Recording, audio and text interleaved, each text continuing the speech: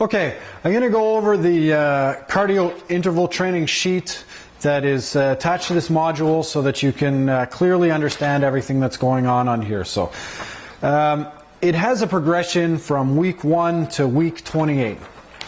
Now, it's important to note here that not everybody will need to start at the beginning, and not everybody will be able to go all the way to the end, because the training in the end here is very, very intense.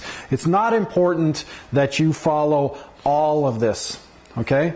What I do recommend is for everyone to start on week 1 and test it out and see how difficult it is for you.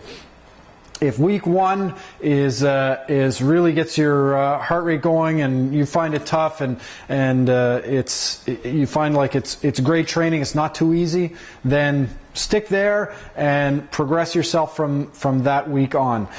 If you find that it's just not enough, you've done a lot of interval training in the past and you want to do something a little bit more intense, then you'll see on the side week 1, 2, and 3 is actually stage 1 ABC. Then skip to stage 2. If that's too easy, skip to stage 3 and continue on like that. The other thing that's important to note too, that even though I've marked on here, this is week 1, week 2, week 3, you can do each line for a couple of weeks. If it takes you a little, if you find that, okay, this is a pretty good training, you can do that training for 2-3 weeks and then move on to the next stage. It is important, however, that over time that you do progress yourself through this, even if it's at a slower rate than what's marked on here. Okay? So reading across here, you'll see the first column is stage 1, the second column is what week, the third column is a warm-up, and it says a warm-up in minutes. If you want to cut your warm-up short and you feel like you're very well prepared because you're nice and warm and you're ready to do the work, feel free to jump into the interval a little bit early. Okay? The next row you'll see there is the work time in seconds. So in week 1, the work period, the period that you're going to be working harder than zone 1 is going to be 60 seconds. And how hard you should be working is, it says there, it's in zone 3. So whatever heart rate we've given you for zone 3 is where your heart rate should lie during that 60 seconds, or get it up there during that 60 seconds. And it's really important that your heart rate doesn't overshoot. So you're not pushing yourself so hard that you've gone beyond zone 3 into zone 4 or into zone 5. So it's to get into that heart rate or that breathing rate. So the breathing rate from our system, if you're running, is a 3-2. So breathing out for 3 steps and breathing in for 2 for that 60-second period. Then you're going to, once the 60 seconds is over, you go into the rest period.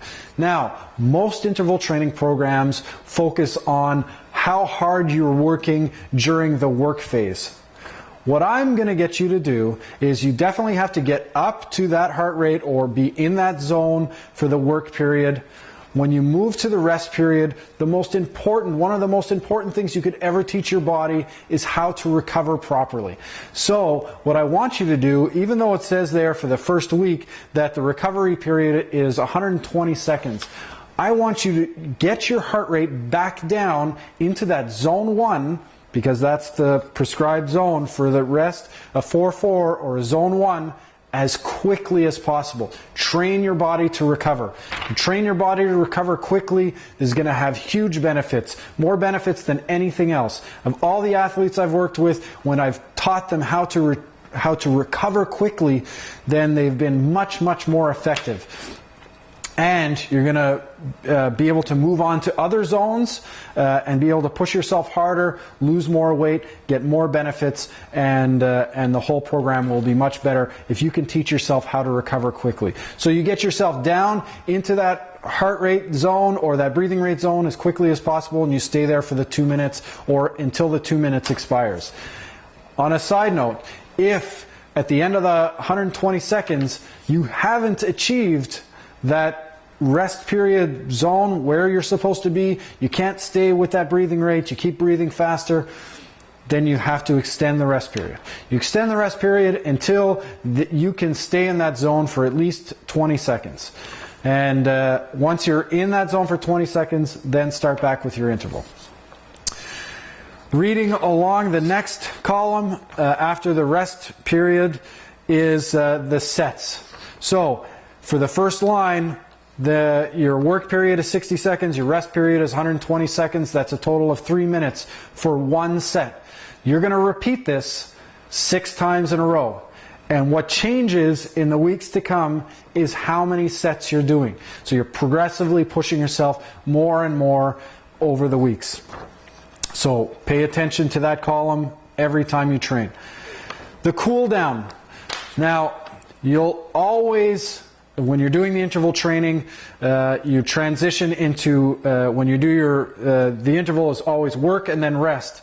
So your last interval is you'll work and then transition into your rest, trying to get your heart rate down and recover.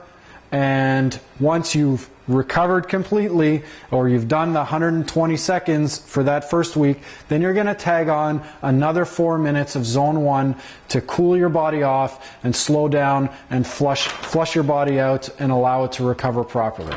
Okay, so you'll see that the end here, the cool down for all of them is an extra 4 minutes of work. If your heart rate is not down at the end of that 4 minutes, then I want you to keep on moving until you feel relaxed, you feel like you could do more interval training. Once you feel like you could do more interval training, that's when your body is starting to relax, okay?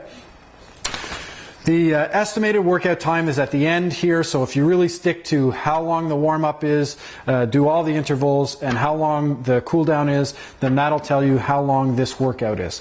Okay, and you progress yourself. Like I said before, you can go a week at a time, you can extend it out. If you find that stage 1 is just too easy for you, you can move to stage 2, and you can use this as a general guideline. It's not a mathematical equation that has to be followed. Okay, again, if you have questions about this, then hit the coaching calls and we'll answer your questions.